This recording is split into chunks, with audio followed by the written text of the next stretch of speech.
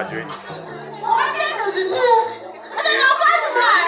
When we were young, our educational system imposed on us in Ambazonia never helped us in any way. We studied about Margaret Thatcher.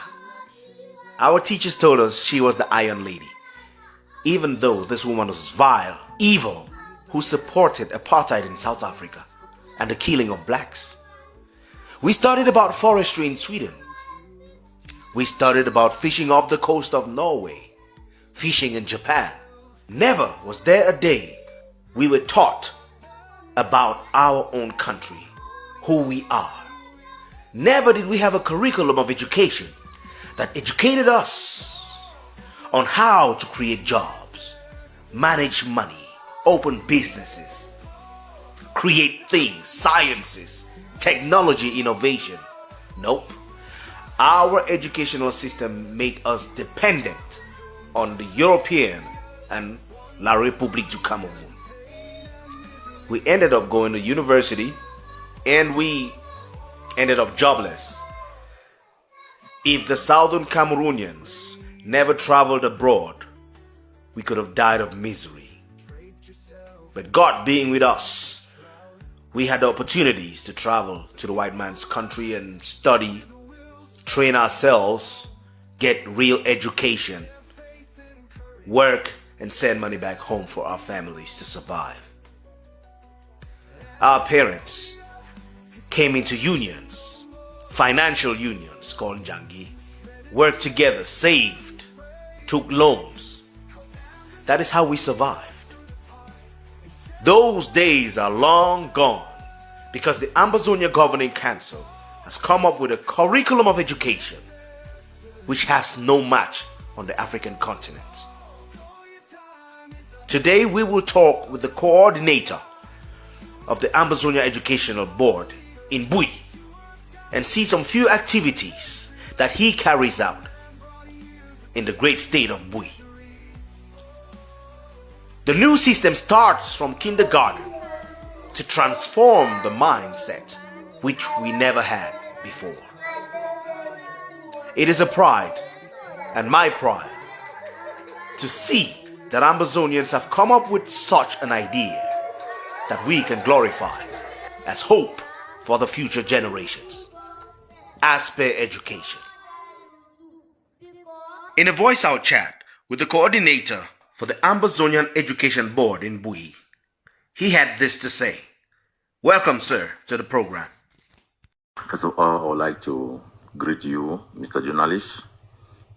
Thank you for having created this time, this wonderful opportunity for us to talk about the Ambazonia Education Board.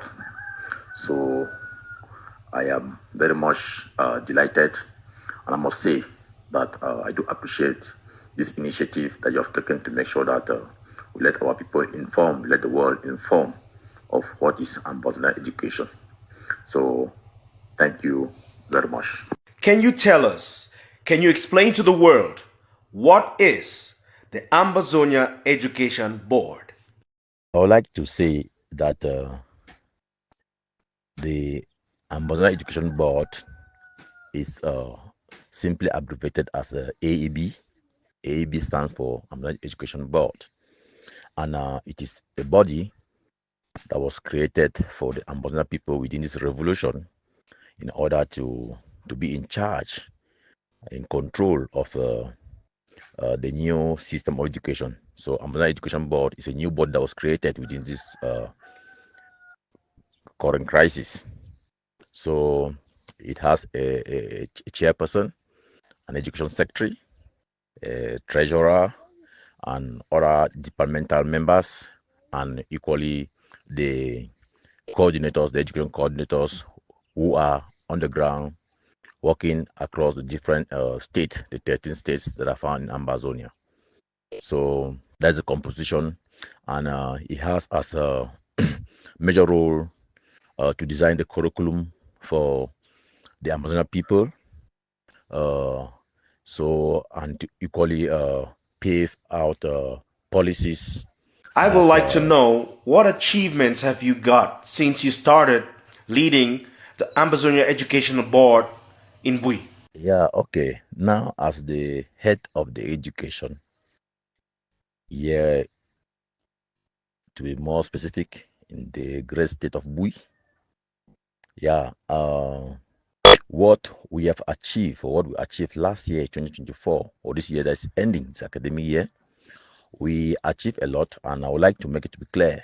The achievements for this year uh, did not just came overnight, or just came like that. So those were small groundwork that we have done for the past 5 years that culminated to the achievement that we did realize during this 2024 academic year. So as far as the achievement are concerned, the major achievement is that uh, the community education system has gained more root, and So, it so let has. me ask you, what is the difference? We talk about Ambazonia Education Board want to be different from Cameroon. The Cameroonian system made us worthless and not productive. What is different? Let me ask you between the Ambazonia educational system and the Cameroon system of education. Can you let us know? So on this other question, what is different between the curriculum of Cameroon and that of Ambazonia? Yeah, it's just simple. The curriculum of Cameroon uh, uh, is different because it tries to study uh, what is out of the reality of the Cameroonian people. It's trying to study what is out of their history, out of their cultural background or heritage, and the reality that they find themselves. The educational aspect within the Cameroon system cannot don't possess that. But with the Ambazonia system of education, it is different. The curriculum is different because it is community-based approach. So it is community-based approach, which equally has the aspect of competency, means that competent based approach system, where across the different communities in Ambazonia, the children uh, see the reality of what is within their different communities. So, and they study what they can vividly see or touch, yeah, clearly, than to be teaching them foreign things out of their own reality. So it is community-based approach, which means the curriculum has given a privilege to stakeholders back across the different communities to make sure that they teach their children to know where they were before, where they are now, and where they are going to. So that is the difference between the curriculum of Ambazonia curriculum and that of Cameroon. And one more thing I would like just to add to that issue of the difference between the curriculum of Cameroon and that of Ambazonia.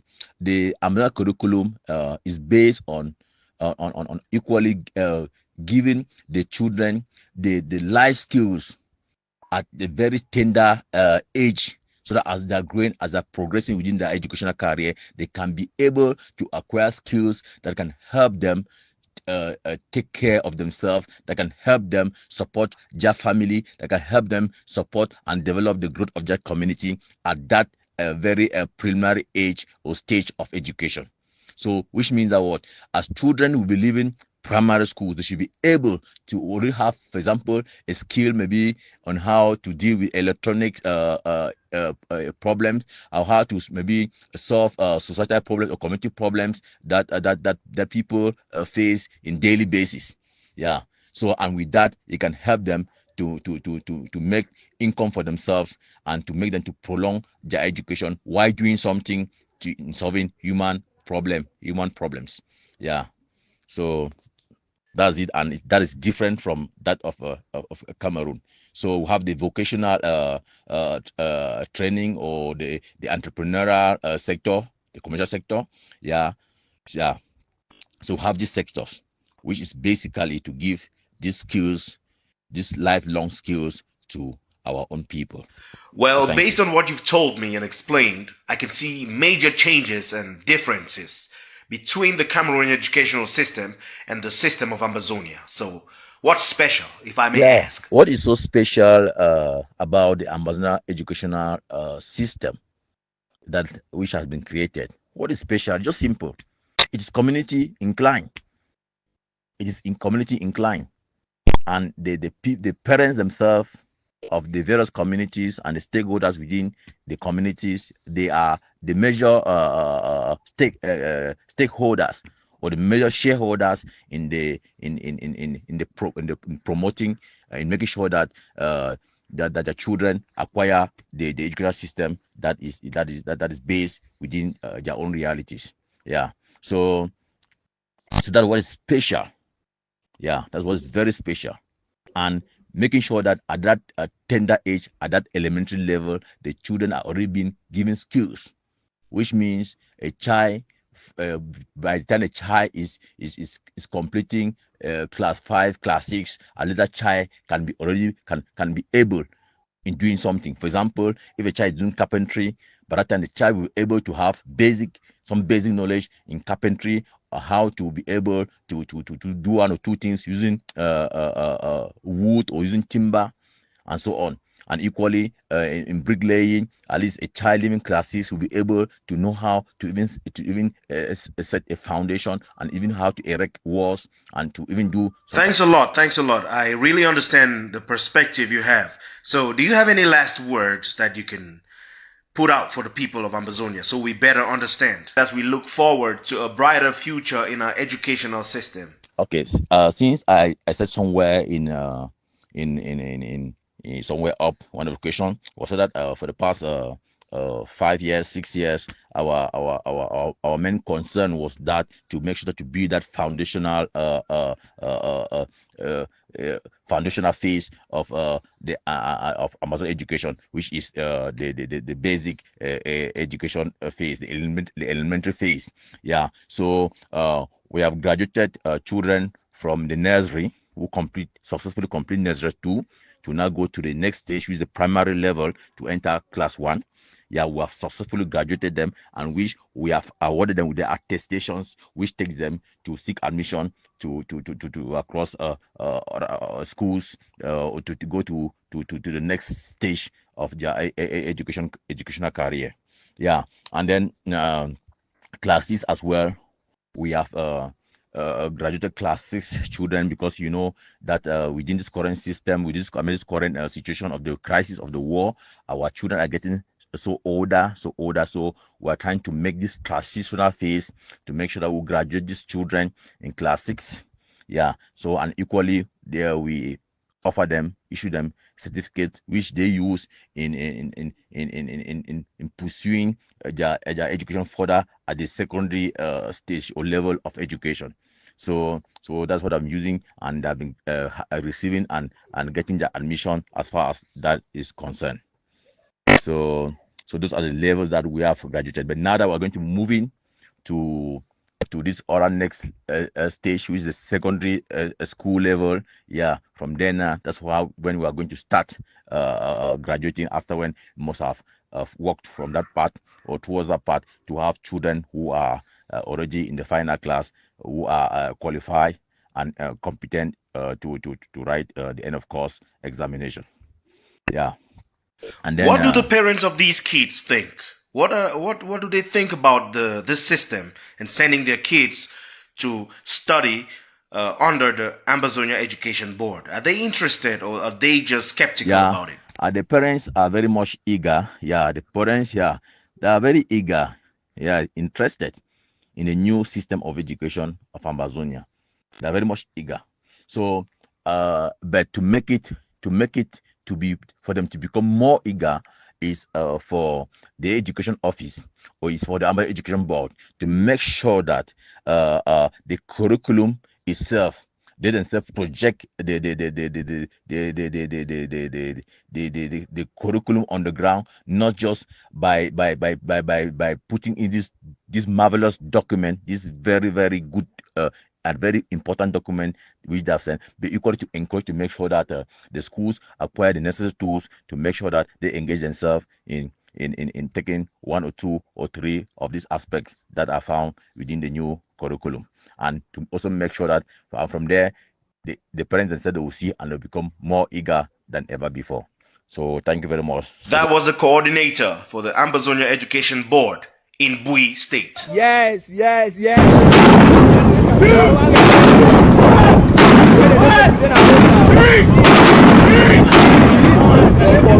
The war rages on. The leader of the Ambazonian War of Independence is still incarcerated in Norway. Charges have not been placed because the Norwegian government has not found any guilty charge on the leader. They are looking for ways of incriminating the man just to make sure they take him out of the game and make sure that Cameroon has its way in Ambazonia. In complicity with France and England, Norway pushes forward their agenda to make sure that Africans, like always, the African man must remain a slave. But this never again generation has said, no, we are not our parents. We are not our fathers. We are the never again generation. It is either Ambazonia or nothing. Freedom is coming. Stay tuned to the next edition of Amba this week. Happy New Year 2025.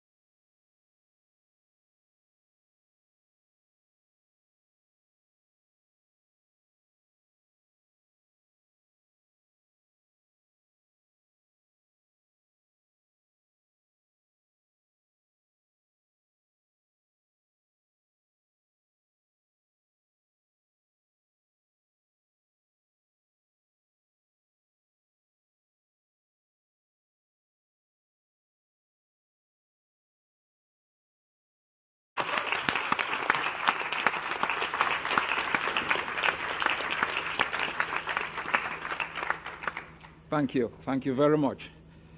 I'm glad to be here. I never knew I could be here. I want to be grateful to Anya and her wonderful team for a great initiative for people who are virtually unknown. It's been a long time that I have been struggling for freedom, the right to social democracy, freedom of assembly, free speech, and the protection of human dignity. I've been to jail, I've been tortured, but I said to myself, paying a price for a greater goal is worth more than anything for me. But one of the greatest challenges I faced in my life was when I was dismissed from the university. You can never understand what it means, because for us Africans, education is more than the right to become part of one of the schisms that we all aspire to join.